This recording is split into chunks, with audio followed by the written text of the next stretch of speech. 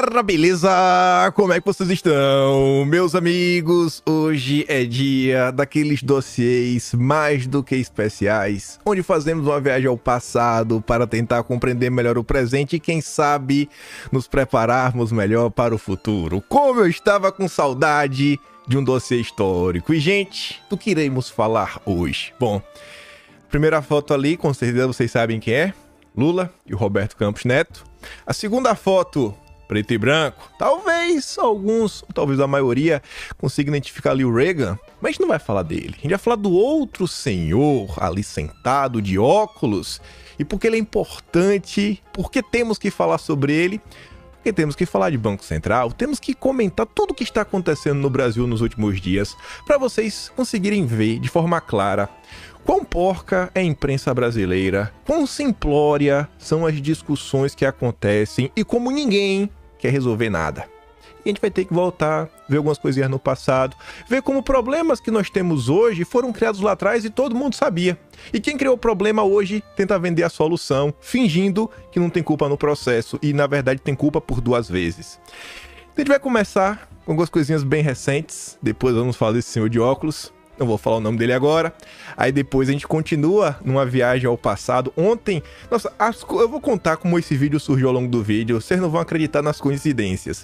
Teve uma foto aí do Haddad que chamou muito minha atenção e eu nem imaginava que ia se conectar com o vídeo de hoje. Foi um dos pontos que eu falei, não, virou dossiê, não tem pra onde correr. Aí depois vamos falar um pouco mais do Lula, passado do senhor Luiz Inácio Lula da Silva e do PT. E aí os dois últimos temas são um a mais. Nosso dossiê histórico são os 4 pontos, eu acho que já vai dar mais de 1 hora. Mas se der, a gente vai comentar dos probleminhas que são correlatos, que mostram porque o Brasil segue dando errado. E o final é que Brasil nós queremos e desejamos. E vamos começar. Depois dessa longa introdução, né? Mas tá aqui. Dólar atinge 5,46, maior valor do governo Lula, após crítica do presidente ao Copom, né? Mais notícias do dia de ontem, todo mundo muito preocupado, meu Deus, meu Deus, meu Deus, meu Deus, meu Deus, o que é que está acontecendo? Aquela gritaria, né? Economia de mal a pior, todo mundo já imaginava. E enquanto o dólar batia 5,46, onde estava o Fernando Haddad? Eu terminei de gravar o vídeo ontem, eu abri o Twitter e eu vi isso daqui. Apareceu assim na minha timeline. Eu falei, nossa. Aí eu já bati um print, né? Só ali do Haddad ao lado do Lauro Jardim. Aí eu falei, gente, vocês estão vendo o que eu comento com vocês de forma frequente? Os dois, a relação de amizade. Quando eu pontuo para vocês que o Lauro Jardim, principal colunista do Globo, porta-voz do mercado. E enquanto o dólar batia 5,46 e nossa economia marcha para o buraco, Haddad recebeu o prêmio Faz Diferença 2023 na categoria Economia. Bom, o nome não é de todo errado. Realmente Haddad fez a diferença, né? Haddad conseguiu fazer uma diferença a ponto de quebrar o Brasil. Mas eu acho que esse prêmio é um prêmio positivo, como se ele tivesse feito algo de bom. E aí quem que presenteia o Haddad? O Lauro Jardim. A gente vai voltar nesta nota. E um momento mais à frente, que você vai botar a mão na cabeça e falar... Aí eu falei, vocês estão entendendo por que virou dossiê o vídeo de hoje? Mas, antes de prosseguir, porque eu acho que com essa imagem, com esse prêmio que o Haddad ganhou, e quem tava lá para entregar o prêmio, que tem muita gente, escolheram logo o Lauro Jardim, eu quero mostrar recortes de anteontem e de ontem. Começando pelo de anteontem. Escuta isso daqui. Essa nota aqui, ela fede a Fernando Haddad. Se não, Haddad é a equipe do Fernando Haddad. Lá no Jardim é onde o Haddad publica suas notinhas, sempre atacando o Rui Costa. E o Rui Costa tá sempre atacando o Haddad em outros portais de imprensa. Os dois vão se destruir desde o governo Lula. Desde o início do governo Lula. Sempre botando na comida, botou em negrito, o Rui Costa. Né? Vamos fingir que ninguém tá vendo. É o Haddad aí tentando utilizar seus contatos para quem sabe fazer o mercado parar de chorar no ouvido dele. Ele deve ter comentado, né, nos grupos de WhatsApp da vida, vai pra turma pra cima do Rui Costa. É cobra comendo cobra. Aí, gente, isso aqui é uma nota que foi ontem. 2 horas e 40 minutos depois. Essa foi 7 da manhã, essa daqui foi 9h40. O maior colunista, o colunista mais lido do Globo, só tem isso. 4 linhas. 4 linhas. Mas tá feito tweet. Fazia um tweet que era melhor. Não, tem que estar no jornal. Onde está aquele Lula? A pergunta que se repete ante a fragilidade do governo. Mesmo tempo, governo fraco, fragilidade. com a fragilidade evidente do governo no Congresso e a desarticulação geral, muita gente tem se perguntado onde anda aquele Lula, tão festejado como o político mais experiente do Brasil e que, quando entrava em campo, esperava o jogo a seu favor com habilidade única. Ponto. Só tem isso. Não só tem isso. Lauro Jardim é o porta-voz do mercado. Tem muita gente perguntando, o mercado financeiro está perguntando quem apoiou o Lula, os trouxas, né? Não estão ganhando. Quem tá ganhando tá feliz, tá quietinho, não fala nada. Tá até apoiando o Lula publicamente como senador da imprensa. Aqui é aquela famosa notícia plantada, né? Como é o Lauro Jardim, ninguém vai questionar. Já perguntou se aqui está na Revista Oeste? Não. Muita gente tem perguntado. Ninguém leva a sério. Mas quando é o Lauro Jardim escreve, porta-voz de alguém. É sempre assim. E o Lauro Jardim, no mercado financeiro. Lauro Jardim, porta-voz do mercado financeiro. Tava falando aqui, o áudio não tá dos melhores, me perdoe. Mas falando, ó, 4 linhas a nota, falando, onde está aquele Lula sensacional de antes? A nota não cita quem falou, não cita o nome de ninguém, né? Um boato. Aí eu digo, se essa nota tivesse saído na Revista Oeste, ninguém ia levar a sério, ia perguntar quem foi que disse isso. Mas porque foi o Lauro Jardim que falou, todo mundo sabe que o Lauro Jardim é o porta-voz do mercado. E aí, no vídeo de ontem, acho que foi o vídeo de ontem, tô na dúvida agora se esse foi o de ontem, de ontem, mas enfim, eu comentei sobre essa daqui. Cadê? Essa aqui, o áudio tá bom. Aí, eu achei isso aqui também ontem. Eu falei, deixa eu passar aqui o que estão falando de Haddad neoliberal. Olha que postagem que envelheceu bem. O que é que eu sempre digo pra vocês do Lauro Jardim, porta-voz do mercado? E que como hoje, né, ele se tornou o melhor amigo do Haddad, que inclusive o Lauro Jardim vem soltando várias notas críticas ao Rui Costa, que é adversário do Haddad. 27 de abril de 2021. Gostaria de desmentir a nota publicada na coluna do Lauro Jardim, de que Lula me designou para em seu nome manter interlocução com Faria Lima. O colunista não me procurou para confirmar. Fez o mesmo com Marcos Lisboa um mês atrás. Era verdade, né, Haddad? Era verdade, não é? No final do dia, era verdade. Porque o Lauro Jardim ele não botou isso de forma aleatória. Com certeza foi algum banqueiro que falou pro Lauro Jardim e ele publicou essa nota. Desde 2021, caiu no gosto da Faria Lima. É a política de conciliação. Depois de alguns bons anos, hoje eu posso falar pra vocês que eu começo a entender um pouco como é que as coisas funcionam. Sabe quando você faz e refaz e faz de novo a mesma coisa várias e várias vezes, você começa a enxergar padrões e você começa a ver o posicionamento, mais ou menos de onde algumas notícias sobre determinado assunto saem. Vou dar um exemplo que acho que esse é bem fácil de entender. Se eu perguntar pra vocês, gente, onde é o melhor lugar pra ver os vazamentos que saem aí das operações contra Bolsonaro? Eu acho que vocês conseguem me apontar o jornal ou o veículo de imprensa, inclusive uma jornalista. Vocês não conseguem? Esse está bem claro. Esse está bem claro. Mas tem outros temas que não são tão claros assim. E aí você vai analisando com o tempo, vai passando. E hoje eu posso falar para vocês que, no meu entendimento, o jornalismo brasileiro é uma coisa extremamente seleta.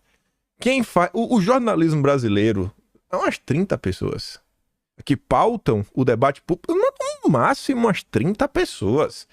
Esse é o nome dos principais de cada jornal e mais ou menos qual linha cada um deles segue, para saber se aquela nota é barrigada, se não é barrigada, ou pelo menos algum tipo de indício. Digo para vocês, toda vez que você vai ler uma notícia, olhe tudo, o veículo, o horário, o jornalista, o contexto da época, os nomes que estão na notícia, se tem nome ou se às vezes não tem nome, é só uma barrigada, veja tudo. Uma hora as coisas vão começar a clarear na sua cabeça. E eu acho que é por isso também, né, que normalmente o que a gente comenta se mostra real com o passar do tempo, né? Acho que temos uma boa precisão em nossos comentários. Mas vamos lá. Hoje, o Estadão publicou um editorial, e aqui já dá pra gente começar. É um editorial bem grande, só peguei aqui uns pedaços que vão fazer muito mais sentido lá na frente. E a gente vai começar a nossa discussão principal, que envolve uma palavra que se chama panaceia. O que é panaceia, né? Aquela solução universal para todos os seus problemas. Se você resolve isso, pronto. Toda a sua vida está resolvida. Toda. Da sua, dos seus filhos, dos seus netos, bisnetos, tataranetos. Só resolva isso. Muita gente diz que não existe panaceia. Não existe. Mas no Brasil, a discussão é sempre assim. Se você, pelo lado do Lula... Pela visão do Lula, se você resolve os juros, o Brasil está resolvido. Nova Suíça do Sul. Pela visão da imprensa, se o Lula resolve a questão da responsabilidade fiscal, tá tudo resolvido. E a gente sabe que nenhum dos caminhos, quer dizer, pelo menos deveria saber que nenhum dos dois caminhos vai levar à casa do Senhor.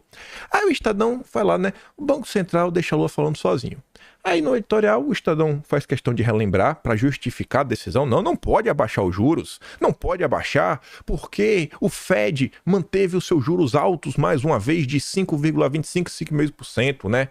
São os maiores valores nos últimos 22 anos.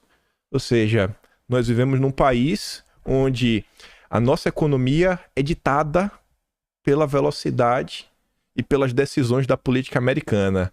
Parece que o Brasil não sabe o que é soberania nacional, né? Ou é tão fraco, a sua economia é tão desgastada que realmente tem que ficar esperando os outros tomarem decisão para ver, e aí, o que é que eu posso fazer, né? Eu posso fazer isso, Biden? Ou minha economia vai balançar? O que é que os investidores vão fazer? E aí o editorial encerrava falando que emparedar o Banco Central e atribuir toda a culpa pelos problemas do país a Roberto Campos Neto pode funcionar por alguns dias, mas o governo não poderá fugir do debate fiscal, se quiser ver uma redução estrutural da taxa básica de juros. Beleza, com certeza tem que ter um debate fiscal, mas só o debate fiscal resolve tudo? É só isso? Só isso? Se o governo começar, corta até os seus gastos, mas é tanto imposto, é tanta burocracia que não tem ambiente de negócios para o país crescer. E o país entra numa crise que vai se agravando, vai gerando desemprego, vai gerando deterioração. A gente está passando por uma mudança de mundo, novas indústrias surgindo, a discussão sobre inteligência artificial que pode regerar postos de trabalho. Então, debate fiscal é importante, não é panaceia. Juros baixos é importante, mas também não é panaceia. E a gente fica nessa briguinha boba. Puro diversionismo e teatro. Aí, eu vi isso daqui, eu falei, nossa, eu vi isso ontem também. Até o momento ia ser um vídeo comum. Eu falei, pô, já tenho 2 notícias pra colocar no vídeo de amanhã. Vou colocar a foto do Lauro Jardim e relembrar o que eu falei nos últimos dias. Acho que é a foto que vem bem a calhar. Aí eu vi essa e falei, nossa, sensacional. Porque no vídeo de ontem, peraí, esse aqui, quando eu tava comentando sobre o Maílson da Nóbrega, eu falei, cara, eu não aguento mais esse papo de maluco. Sabe que eles, os ortodoxos, eles são os donos da razão. O Maílson estava reclamando que o Lula, que é um banco central desenvolvimentista, como se não pudesse. Não, só pode ser assim, tem que ser um banco central liberal. Liberal Armínio Fraga, Gustavo Franco, Pedro Malan, Maílson da Nóbrega, são as mesmas pessoas de sempre. As mesmas pessoas de sempre querendo ditar os rumos do Brasil. O problema não é ser desenvolvimentista ou não é, até porque se fala o seguinte, desenvolvimentista. O que é desenvolvimentista? O que é desenvolvimentista? O PT diz que é, pra mim não é. Pra mim não é. Pra mim o PT gosta de ajudar os amigos do rei só. Só. É uma palavra que, assim como o progressismo não tem a ver com progresso, o desenvolvimentismo do PT não tem a ver com desenvolvimento. Assim, é aquele rótulo que não serve pra nada, mas que dá a ideia de impressão que não, o Estado não pode ter nenhum tipo de papel, quando nos Estados Unidos, na Europa, na Ásia, aqui na Oceania, todo governo, em qualquer país, até na África, todo governo vai ter algum tipo de plano para a economia. Não necessariamente construção de estatal, mas todo governo tem linha de crédito. Plano Safra. Quais são as regras do Plano Safra? Isso é desenvolvimento. Isso é desenvolvimento. Tem um plano de agricultura, um plano de crédito. Isso é desenvolvimento. Todo governo tem um banco de desenvolvimento. Isso é o que? Desenvolvimento. Agora, como é que isso está sendo utilizado? Porque no Brasil, o Lula está usando o dinheiro que a gente não tem para avançar com a agenda verde, transição energética. Mas beleza. Aí vem o Edmar Baixa, que é a minha crítica. São as mesmas pessoas querendo ditar o que é certo e o que é errado. E a imprensa só fala com as mesmas pessoas há 3 décadas ou mais. São sempre as mesmas pessoas. O Brasil podia decolar, mas Lula não deixa. Aí na entrevista para a Folha de São Paulo ele fala assim, ó, o crescimento não veio como a gente esperava. E por que não veio? Bom, ele é PSDBista, nós fizemos 8 anos de reformas, mas aí veio o PT e fez 15 anos de 10 reformas. Aí uma pergunta que a gente vai entrar nessa pergunta lá na frente, E fala o seguinte, né? Para as novas gerações que não conhecem a hiperinflação, o senhor podia resgatar o ambiente da época e como se deu a reunião da equipe que desenvolveu o plano? E aí, essa discussão de juros também, ela segue por uma linha que eu acho que é injusta.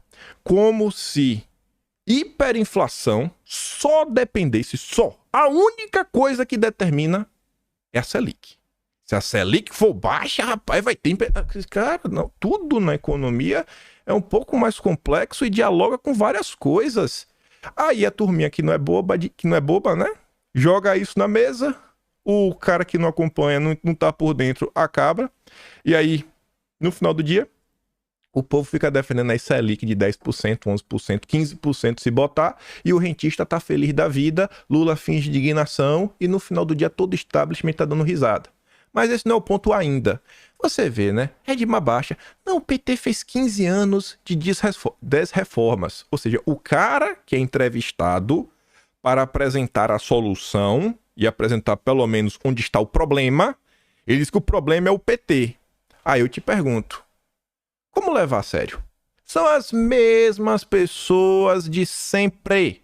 Armínio Fraga, Edmar Baixa, Pedro Malan e Pércio Arida declaram voto em Lula no segundo turno. Como um cara que diz que o PT fez 15 anos de desreformas vota no PT. Ele, pai do Plano Real, 8 anos de reforma. Olha a hipocrisia, é puro teatro. Puro teatro. Puro teatro. Puro teatro. Puro teatro.